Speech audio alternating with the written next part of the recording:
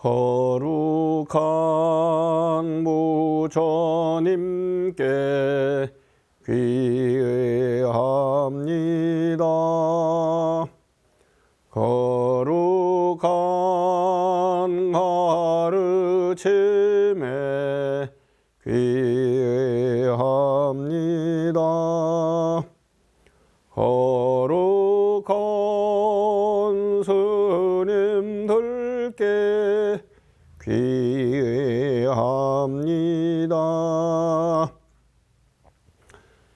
귀울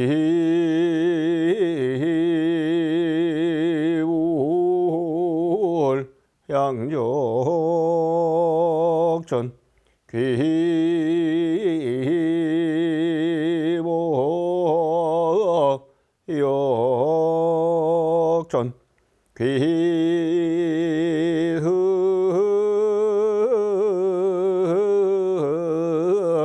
중중전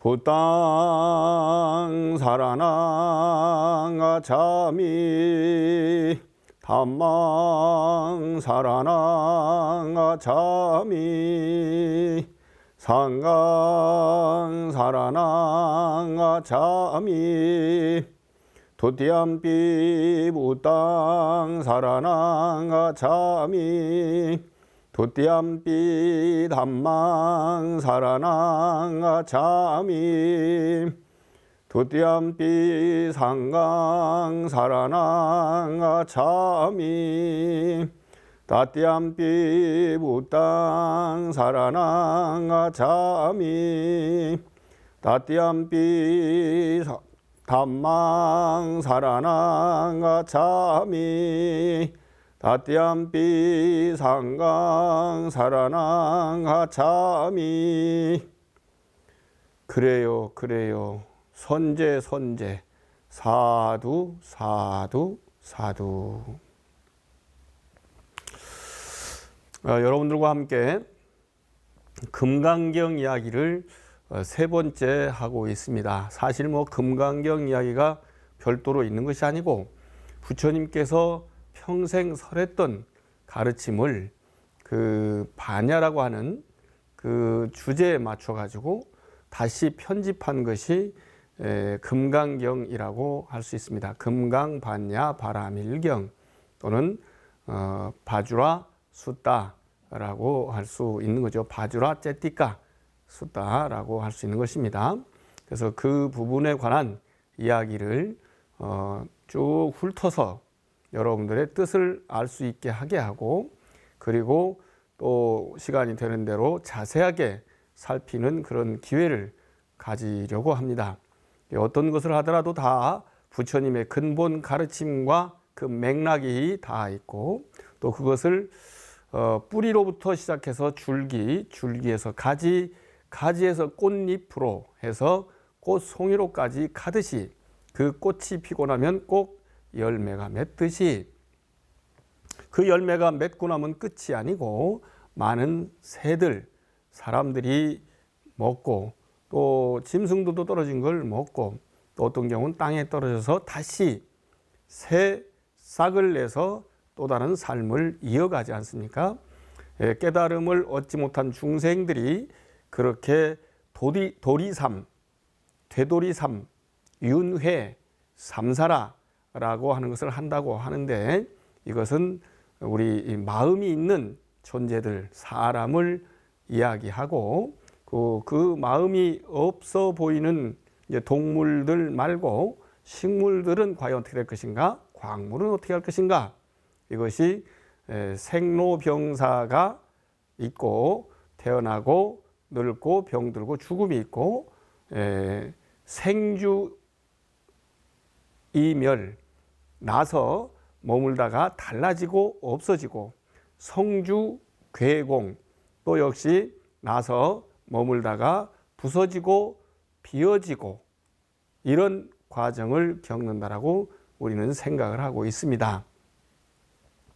옛날 인도 전통 사상에서도 그런 이야기들이 많이 있었고, 전 세계적으로 그리스, 로마 철학에서도 역시 여러 가지 물질들로 구성되어 있는데 물질의 기본적인 것들은 지수화풍 4대로 되어 있다. 이것은 뭐 보통 분들이 지는 땅지, 그 다음에 흙 같은 것이죠. 그 다음에 수는 물, 그 다음에 화는 불, 그리고 풍은 바람, 이렇게 지수화풍 땅, 물, 불, 바람을 그 구성 요소라고 생각하기 쉽습니다. 그런데 그것은 물질이 아니고 그 물질의 특성을 이름한 것에 지나지 않습니다. 땅은 딱딱하지요. 그래서 그 땅 흙은 딱딱한데 그들은 어떤 경우는 물을 만나서 부드러워지기도 하고 물을 만나서 더 딱딱해지기도 하죠. 불을 만나서 단단해지기도 하고 불을 만나서 없어지기도 하죠. 바람을 만나서 흔들거리기도 하고 바람을 만나서 오히려 단단해지기도 합니다. 그래서 그 지수화풍이 갖는 그런 특성 가운데 흙의 성질은 단단하고 받아들이고 이런 성질이 있고 물은 또 보드랍고 깨끗하게도 하고 어떤 경우는 더럽게도 하지요. 그리고 보드랍게도 하고 어떤 경우는 단단하게도 합니다. 물이 단단하게 합니까? 물은 부드럽게 하지만 물이 말라지면 단단하게 할 수도 있는 것이죠. 불은 또한 뜨겁게 달구는 것이 그 역할이기도 하지요. 그 불에 의해서 뜨겁게 달구어지다가도 불이 사라지면 차갑게 식는 것도 또한 그 특성이라고 할 수 있습니다. 바람은 바람이 통과가 되면 거기가 자유로운 몸이 되지만 바람이 통과되지 않으면 멈춤으로써 아픔의 상태를 겪기도 합니다. 이것이 중풍이라고 하는 이야기도 할 수 있는 것이죠. 이렇게 그 성질을 따라서 그 성질의 것들이 모였다, 구성했다, 그대로 유지되었다, 또 파괴되었다. 이런 과정들을 겪게 됩니다. 그 과정들을 겪게 되는 것들을 보고 우리는 어떤 생각을 가지면 좋겠는가? 우리 몸도 우리 머리부터 저 발끝까지 여러 가지 구성 물질이 있지 않습니까? 그것이 딱딱한 것도 있고 또 축축하기를 바라는 것도 있고 또 이 안에서 물기가 있는 것들도 피도 있고 침도 있고 여러 가지 있죠. 오줌도 있고 또 그 안에 것들이 이런저런 작용, 바깥으로부터 태양의 빛을 받는다든가 난로에 볕을 쬐다든가 그리고 이 안에서 음식에 의해서 따뜻해진다든가 음식을 먹거나 사람을 만나거나 어떤 생각을 함으로 인해서 마음에서 열기가 나죠. 나는 그대를 사랑합니다. 오로지 그대밖에는 모릅니다. 그대는 할 수 있어. 너는 참 멋있다. 이런 말을 통해서도 몸에 활기가 나면서 열기가 생기죠. 그러면 따뜻해지지 않습니까? 그런 것들이 다 변화의 과정 속에 있는 것입니다. 그리고 바람이라는 것도 얼마나 시원합니까?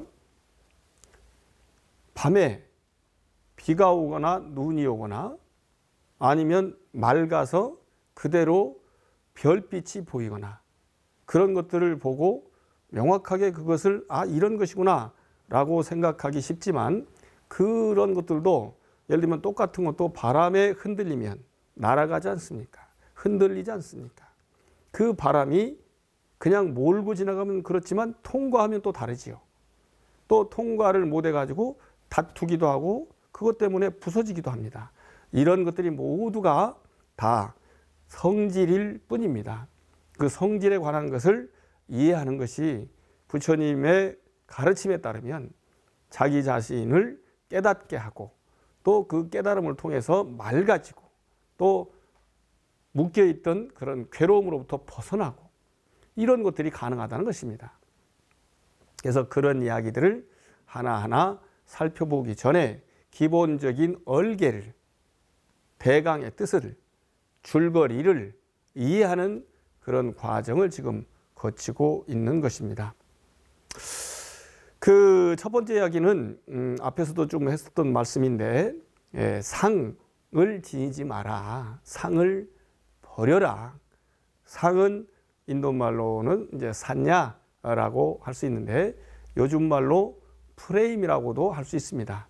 그것을 또 어떤 경우는 규격 틀이라고도 할 수 있죠. 인도 말이 아닌 일본 말로는 뭐 왁구라고도 이야기를 흔히 이야기합니다.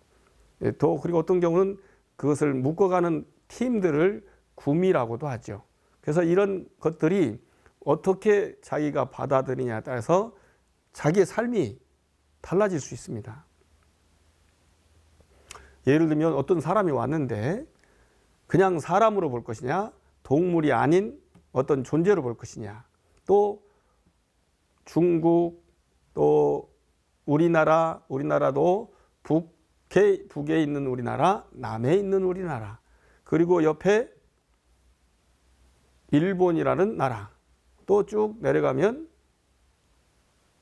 중국인지 대만인지, 이게 또 그때그때마다 달라집니다. 우리는 옛날에 자유중국이라는 이름으로 불렀었다가 대만이라는 이름으로 불렀지요.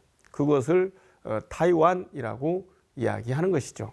또 역시 중국은 공산주의를 얼마 전에 했었다가 지금은 공산주의를 그대로 해나가지만 세상이 자본주의를 받아들입니다. 그래서 그쪽의 지도자 중에 하나가 마오쩌둥을 넘어서 등소평이 나라를 이끌 때 그때 시장경제라는 것을 이야기를 나눕니다. 그러니까 시장경제라는 것은 공산주의 국가는 원래는 공동생산, 공동분배지, 그것이 무슨 시장을 통해서 지들 마음대로 사고팔고 하면 안 된다, 이런 생각을 가졌었어요. 그것은 옛날에 힘센 사람들이 무조건 다 이익을 가져가기 때문에 힘 약한 사람들도 다 같이 나눠 먹자 하는 것 속으로는 상당히 좋았지만, 그렇게 하다 보니까 자기 자신의 기본적인 힘 말고 개별적인 힘, 특성을 발휘할 수가 없게 되어서 상당히 가난해졌죠. 그래서 그 부분을 또 풀어줬어요. 고르바초프라는 사람이 소련을 풀듯이 이 시장 경제를 통해서 풀어짐으로 인해서 그들도 또한 지금 매우 큰 변화를 겪고 있습니다. 그런데 그 변화를 어떤 과정을 통해서 겪느냐라고 했을 때 나라마다 그 과정과 방법이 그때그때 사람에 따라 다르기 때문에 매우 복잡하죠. 우리의 북쪽에 있는 북한에서는 김일성이라는 사람이 초창기 이끌어갔고, 그 뒤에 그의 아들, 또 그 뒤에 그 아들의 아들이 이끌어가고 있는데, 그 김일성이라는 사람은 옛날에 소련의 레닌이나 스탈린, 또 중국의 마오쩌둥, 덩샤오핑, 이런 사람들하고 자기들 나름의 활동을 같이 했기 때문에 서로 간에 이견 조정하는 기회가 지금도 있고, 또 만나서 자유토론도 하고 그러기도 합니다. 저도 물론 직접 만나보진 않지만 그런 과정을 언론을 통해서 보게 되죠. 또 그래서 김일성이 덩샤오핑에게 공산주의 이론의 시장경제라는 것은 없다라고 했더니 충분히 가능하다라는 이야기를 또 양국의 학자들이 모여서 토론도 합니다. 그래서 이제 그런 토론을 하면서 국가의 자존심이 있기 때문에 그것을 결론을 내리지 못하고, 중국에서는 중국 나름대로 발전의 과정을, 시장 경제를 통해서 발전하는 과정을 보여주느라고 선전에 중상업 공업단지를 보여주고, 당시에 북한은 그런 경제적 발전을 이루지 못했기 때문에 아름다운 나라, 중국의 자료에서도 예를 들면 봉래산이라고 되어 있는, 그러나 어떤 때는 개골산이라고도 부르고 어떤 때는 금강산이라고도 부르고 풍악이라고도 부르는 그 금강산을 보여주고, 그냥 금강만 보여주는 게 아니라 바다에 있는 금강도 보여준다. 지금 우리가 주제로 삼고 있는 금강, 경도 역시 그 이름이 바로 그것입니다. 예, 그 거기도 보여주고 바다도 보여주고 또 그 금강산의 유점사라고 하는 그런 아주 큰 사찰이 있었고 지금도 전체는 아니어도 그만큼이 이름을 유지하고 있습니다. 우리는 한국 전쟁을 통해서 많은 사찰들이 부서졌고 그 앞에 임진왜란을 통해서 또 많이 부서지고 여러 가지 전쟁을 많이 겪었지 않습니까? 그런데 금강산 유점사가 배출한 스님들 가운데 저의 은사스님의 또 은사스님의 은사스님 또는 저의 법사스님의 법사스님의 법사스님, 여기 은사는 부모 같은 분이고 법사는 스승 같은 분입니다. 그래서 뭐 구별이 조금 어렵긴 하지만 그들이 수행했던 곳이 금강산 유점사였고 그렇기 때문에 금강산 유점사의 경성, 옛날 서울 이름입니다. 경성 포교당이었던 사찰이 저 종로구 사간동이라는 그런 동네에 법륜사라는 절이 있습니다. 그 법륜사 가면 요즘 여러분들이 혹시 서울 가시면 종로에 굉장히 넓은 공원이 생겼습니다. 옛날에는 이 미국 대사관저가 있었는데 거기를 넓은 공원을 만들어 가지고 송현 가든이라고 해놨습니다. 송현의 현자가 저하고 발음이 같아서 저는 무상법편인데 거기를 상당히 아끼고 여러 가지 풀, 꽃들로 거기를 장엄을 하거나 어떤 경우는 이벤트를 통해서 굉장히 다양한 그런 일들을 합니다. 한두 달 전에는 그 건축 박람회를 거기서 개막식도 했고 아마 지금도 그 시설물들이 있는 것으로 생각됩니다. 그래서 이제 그렇게 그 옆에 보면은 아름다운 절이 두 개 있습니다. 시내에 있어서 아름답다라고 하는 표현을 제가 쓰긴 썼지만 포교원으로 했기 때문에 그 건물들이 현대적 건물입니다. 그러니까 전통식과 현대식을 절충한 그런 건물이 사찰이 두 개가 있는데 하나는 법련사라고 해서 현재 대한불교 조교종의 사찰로 되어 있고 거기는 앞쪽이 경복궁 쪽을 향하고 있고 그 옆에 있는 사찰이 법륜사라고 해서 한국불교 태고종 저희 종파 소속 사찰이고 근본 도량이기도 합니다. 거기에 가보면 불이성 법륜사 이렇게 되어 있습니다. 불이성은 영어로 얘기하면 non-dual 이렇게 얘기합니다. non-dual castle 담마짜까 템플 이렇게 생각하시면 좋겠습니다.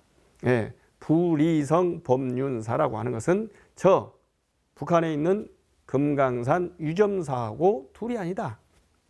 또 우리 부처님의 지금 우리 금강경을 설하는 그곳이라고 이야기되는 기원정사하고 둘이 아니다. 이런 의미를 담고 있습니다. 그런데 우리를 한국인이라고만 생각할 것이냐? 그러면 넓혀서 동양인이라고 생각할 것이냐? 더 넓혀서 세계인이라고 할 것이냐? 아니면 더 넓혀서 사람을 넘어선 동물이라고 할 것이냐? 아니면 그저 존재라고 할 것이냐에 대해서 생각을 해볼 필요가 있습니다. 그래서 사람이라고 한다, 동양인이라고 한다, 한국인이라고 한다, 스님이라고 한다. 이것이 전부 다 상입니다. 그래서 그런 상이 있게 되면 스님이 아닌 사람은 신도거나 비불교인과 만날 때 서로 간에 서글거림이 있게 마련입니다. 또 저는 태고종 승려라고 했는데 조계종, 천태종, 진각종, 관음종, 총지종, 법화종 등 많은 종단들이 있는데 그분들을 만나면 또 서글거리게 됩니다. 그냥 우리 안에서 불교라면, 우리 안에서 승려라면 서로가 친하고 좋고 그럴 수 있는 것이죠. 그래서 그것을 프레임을 없앤다, 틀을 없앤다, 규격을 없앤다, 산야를 없앤다라는 말씀으로 이야기하고 있는 것입니다. 장미꽃만 피어 있거나 백합꽃만 피어 있거나 연꽃만 피어 있거나 그러면 좋겠습니까? 좋지 않습니다. 거기에 강아지 똥풀도 있어야 하고 또 달맞이 꽃도 있어야 되고 그리고 간지름 나무라고 하는 배롱나무 꽃도 있으면 얼마나 좋겠습니까? 100일 동안 피어가는 백일홍도 있고 1000일 동안 피어가는 천일홍도 있고 이런 것들이 각기 다른 모습으로 살아가는 그것을 제대로 아는 것이 필요하다. 이것이 우리 부처님의 바른 가르침입니다. 그래서 어떤 사람이 이렇게 어떤 사람 또는 어떤 남자, 어떤 여자가 있다면 그 사람이 지닌 생각이 그 남자, 그 여자를 드러내고 규정한다고 할 수 있습니다. 그런데 그 규정을 하면 예를 들면 정체성이 없어가지고 흐물거린다라고 나쁘게 볼 수도 물론 있겠지만 그 정체성이 있음이 또 나름대로 특징이 있다고 해서 우리가 좋아하지 않습니까? 옛날에 책을 읽는 게 취미라고 했었는데 요즘 그건 생활이라는 거예요. 그 취미는 예를 들면 차를 혼자서도 잘 마시거나 음악을 혼자서도 잘 듣거나 그림을 혼자서도 잘 그리거나 글씨를 우리 옛날에 붓글씨 같은 걸 썼는데 요즘은 그 글씨를 못 읽게 쓰는 것을 캘리그래피라고 이야기하지 않습니까? 그래서 그렇게 하는 것처럼 무언가를 할 때 그의 특성이 드러나지만 그 특성이 드러나면 일반적, 보편적 특성, 보편성은 없어지는 것입니다. 그런데 그 특수한 것이 나타나면 예를 들면 평평할 때 툭 튀어나오면 그게 표시가 나고 그것 때문에 뭐가 걸려서 넘어지기도 하지 않습니까? 아주 얇은 풀, 그거 우리가 발로 툭 차면 끊어지기도 하는데 걔네들을 묶어 놓으면 걸려 넘어집니다. 그래서 대개는 그걸 잘라버리려고 하는데 우리 스님들 가운데 초계 비구라고 하는 비구는 풀에 걸려서 넘어질 뻔한데 생각하니까 그걸 잘라버리면 되겠단 말이에요. 그런데 자기가 자르면 자기는 편하지만 그 풀은 생을 마감하는 거죠.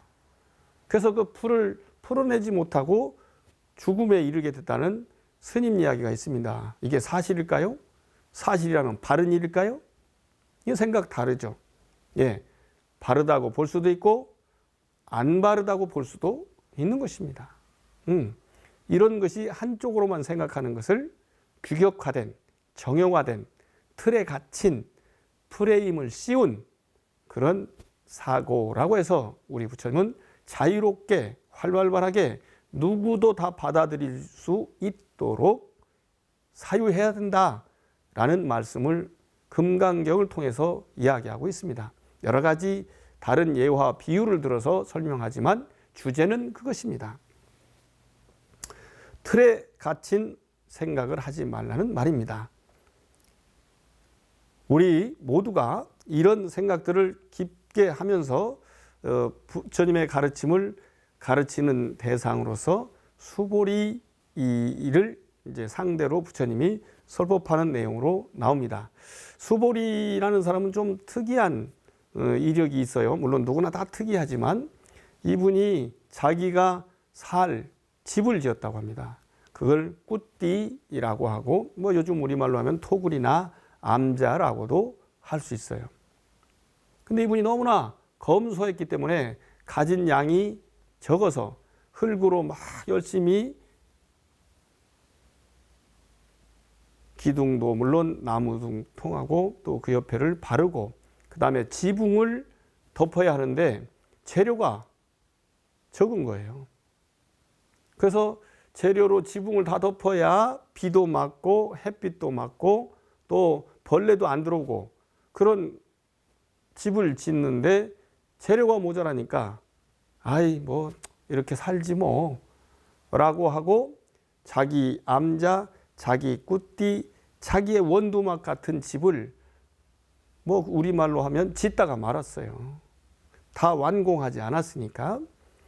그래서 그냥 사는데 이분은 너무나 소탈하고 그리고 욕심이 많지 않기 때문에 그냥 편안하게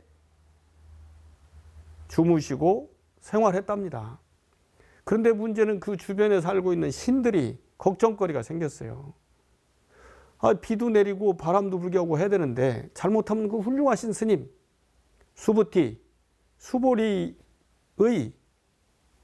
머리, 몸을 다 적시게 생겼어요. 비가 내린다면, 또 눈이 내린다면, 또 우박이 내린다면.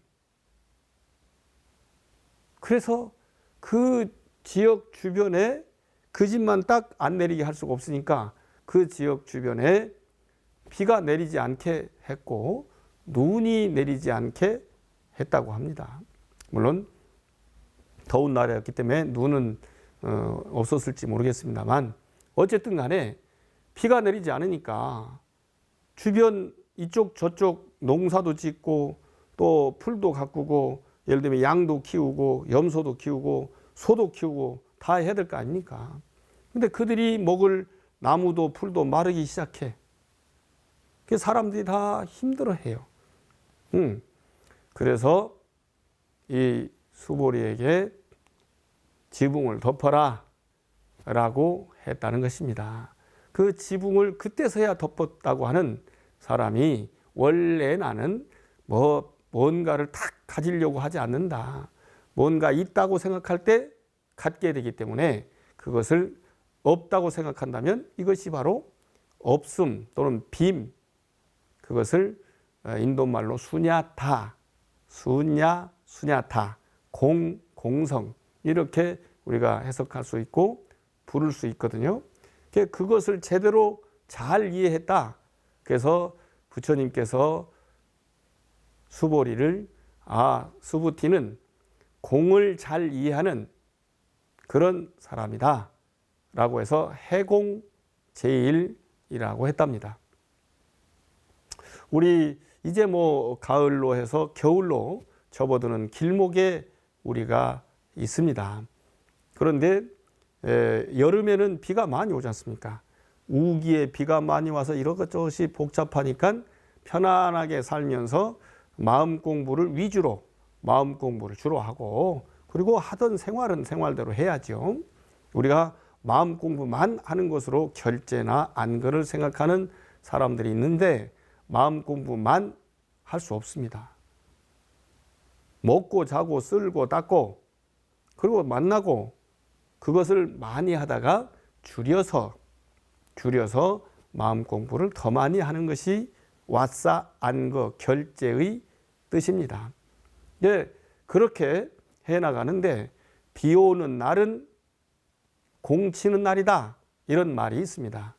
비 오는 날은 공치는 날이다. 보통 우리 한국인들은 절을 만나거나 좋은 자료를 읽은 사람들은 그렇지 않지만 다 헛수고하는 날이다. 쓸모가 없는 일을 한 거다. 이렇게들 생각을 하는 경향들이 있습니다. 그거는 아니고요. 비 오는 날은 공치는 날이라는 말은 원래 낭파대사라고 하는 훌륭한 스님이 임금님의 눈에 띄어서 굉장히 허름한 옷을 입고 그리고 물지개를 지고서 잠들어 있다가 임금님을 만났다는 거죠. 그래서 왜 그렇게 하고 있느냐 그랬더니 임금님이 옛날에 과거의 선대 임금님께서 승려들은 사람들이 많이 사는 도성에 들어오지 마라 라고 해서 못 들어갑니다. 그러면 안 들어가면 되지. 근데 도성 안에도 중생이 있고 어리석은 사람이 있고 힘든 사람이 있지 않습니까? 그들에게도 부처님의 가르침을 전해야 되는데 그 전하는 길이 막막하기 때문에 물을 떠다가 스님이 아닌 모습으로 변장해서 물을 나눠주고 또 팔기도 하고 또 보시도 받기도 하고 그러면서 부처님 가르침을 전해주고 있습니다. 그래. 그렇게 훌륭한 일을 했단 말인가? 그것이 뭐냐? 비 오는 날은 공치는 날이라고 해야 되는데 이렇게 훌륭한 일을 했다고 하니 선물을 주겠다. 뭐든지 얘기해라. 땅을 줄까? 절을 줄까? 돈을 줄까? 저 필요하지 않습니다. 우리 불교 승려들이 공을, 틀 없는 삶, 이걸 살려면 그 틀을 없애는 공부를 해야 됩니다. 그것이 공도리를 제대로 이해하는 겁니다. 우리가 이해한다는 것을 우리 마음을 다스리는 것처럼 공도리를 다스리는 거다. 이것을 비 오는 날은 공 치는 날이라고 하는데 우리가 비 오는 날은 공 치는 날로 하겠습니다. 또 필요한 일을 해야지 되게 밥을 먹는데 우리 앉아만 있으니까 이때는 굶으면서라도 공부하겠습니다. 근데 아유 그거야 뭐 누구나 할 수 있지 라고 해서 승려들에게 비 오는 날은 공 치는 날이라고 공표를, 공식적인 공표는 아니었는데요, 그렇게 하게 했다고 합니다. 그런데 낭파대사 같은, 그리고 이렇게 여러분들처럼 저희 설법을 듣는 분들은 마음 닦는 공부가 매우 필요한 일이라고 생각하겠지만 어찌 보기에 따라서는 가만히 앉아 있거나 그럼 일 안 하는 거잖아요. 또 어떤 경우는 가만히 앉아만 있는 게 아니라 이렇게 졸기도 합니다. 그러면 이게 쓸모없는 일같이 오해하지요. 이제 그렇게 공부하는 사람들이 열심히 공부하면 사실은 저와 함께 참선, 좌선하면 처음엔 다리도 아프고 허리도 아프고 또 저리기도 합니다. 여러분들 오래 한 동작 하면 저리지 않습니까? 그리고 졸리기도 하죠.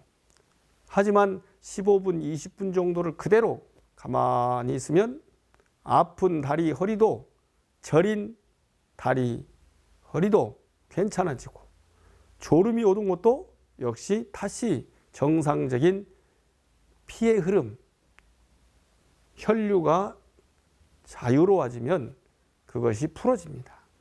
그렇게 하면 마음 공부하면 그때 정말 많이 진전되고 다른 생각이 하나 없이 집중이 되기도 합니다. 이것을 삼마디, 삼매에 들었다고 합니다.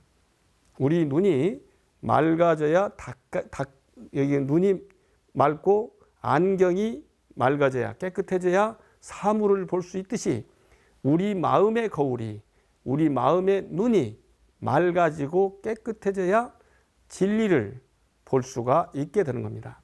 그렇게 하는 것을 비 오는 날만이라도 하겠다라고 해준 건데 공부 안 하는 사람들은 굶는 것만 생각해서 아 이거 손해보는 거다, 쓸모없는 일이다 라고 오해하는 것들이 많이 퍼져서 아마 여러분들 우리 한국인들과 친하면서 비 오는 날은 공 치는 날이다 이런 말씀을 들으셨는지 모르겠습니다만 그거의 본 뜻은 손해보는 날, 쓸모없는 일 이런 것이 아니라 마음을 잘 다스리는 날, 그래서 치공일이었다는 것을 아시면 좋겠습니다. 아무튼 이런 내용을 정확하게 이해하게 해주는 가르침이 틀을 없애라, 상을 없애라 라고 하는 것입니다. 수보리를 상대로 해서 부처님께서 말씀을 하시지만 수보리는 사실은 이미 이해하고 있는 사람이기 때문에 예를 들면 뭔가를 잘하는 사람을 통해서 이야기를 하게 되면 그것이 더 잘 이해되고 그리고 잘 전파가 될 수 있기 때문에 수보리라는 제자를 대상으로 대답하는 것을 경전으로 만든 것이라고 생각합니다. 그것이 금강경입니다. 우리가 아까 처음에 얘기했듯이 한국인, 동양인이 어디 있겠습니까? 이런 것들은 각기 달라 보여도 사람이지 않습니까? 그런 거와 마찬가지로 사람이 중요하다라고 해서 중요한 쪽으로 생각을 하다 보면 사람으로 다시 태어나는 것 좋겠죠?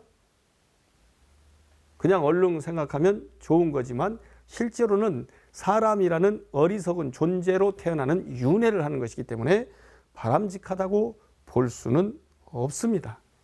그래서 이런 부분을 잘못하면 상을 가지면서 틀에 갇히고 프레임에 씌운 그런 상태를 하기 때문에 될 수 있으면 우리가 이런 상을 벗어난 공부를 통해서 자기 자신을 멋지게 갖고가 된다라는 것이 금강경의 제대로 된 이해, 주제, 경전을 읽는 목표, 그 경전에 따라서 수행하는 목표라고 볼 수 있습니다. 그래서 이 금강경은 한국 불교 전체 종단은 아니지만 옛날에는 전체 종단과 같았습니다.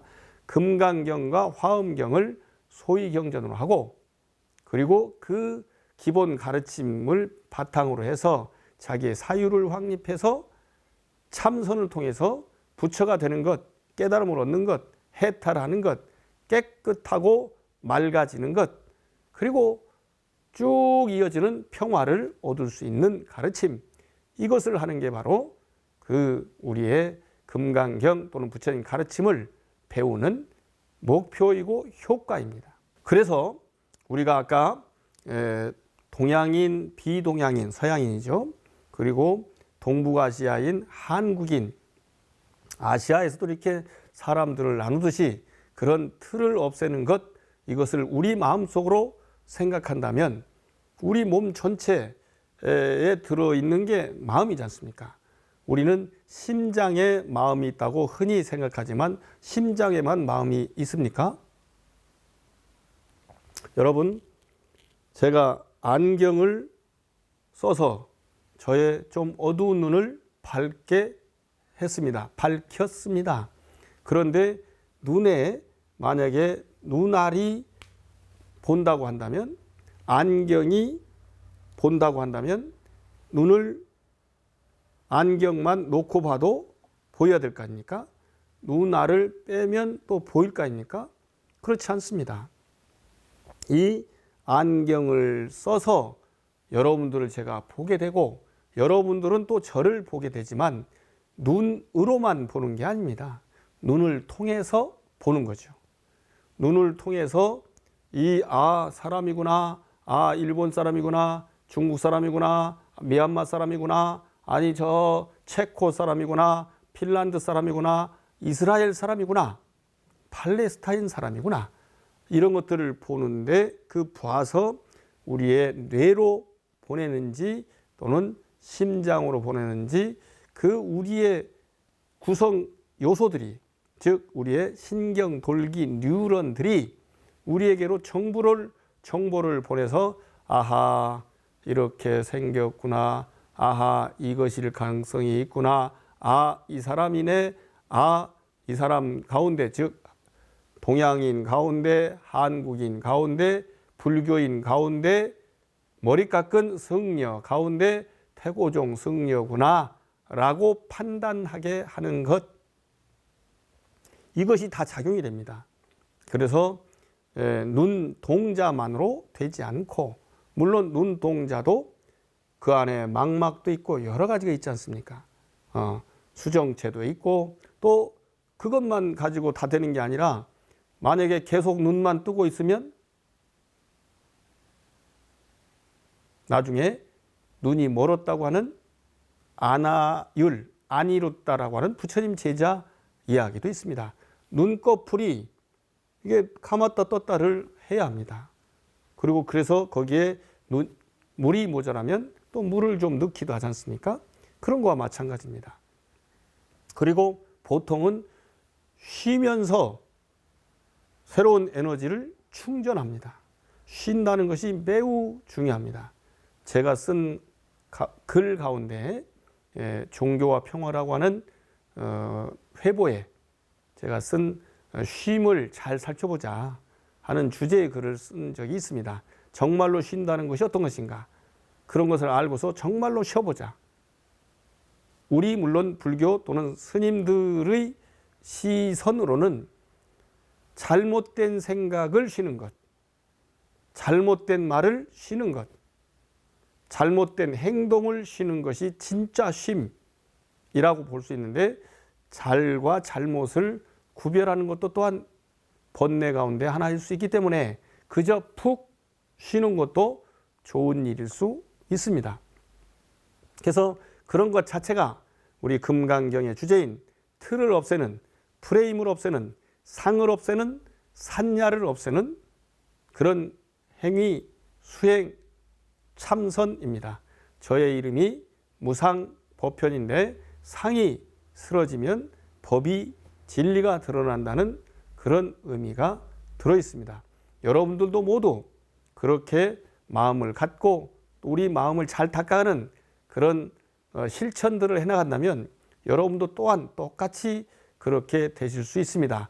각자가 사시는 동네가 다르고 또 태어난 곳도 다르고 살던 곳도 다르고 여기 와서 사는 곳도 다르지만 그런 부분을 같이 해나간다면 우리는 똑같이 서로가 서로를 이해하고 받아들이고 그런 행복한 한 송이 연꽃과 같다. 그래서 우리의 여러분들이 말씀하셨지만 우리 숭산이라는 스님께서 세계 일화라는 말씀을 하셨는데 여러분과 저는 세계를 이루는 한 송이 큰 연꽃이 되기를 바라보고 저는 또 축원드리겠습니다. 고맙습니다. 중생을 다 건지오리다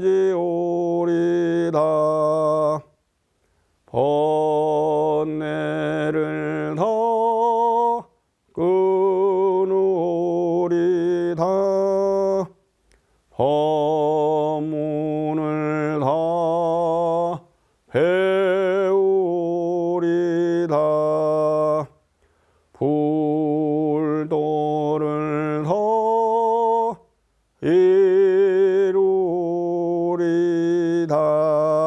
사홍소원 마지막 불도를 이루리다처럼 여러분 모두 부처님 되시기 축원드립니다.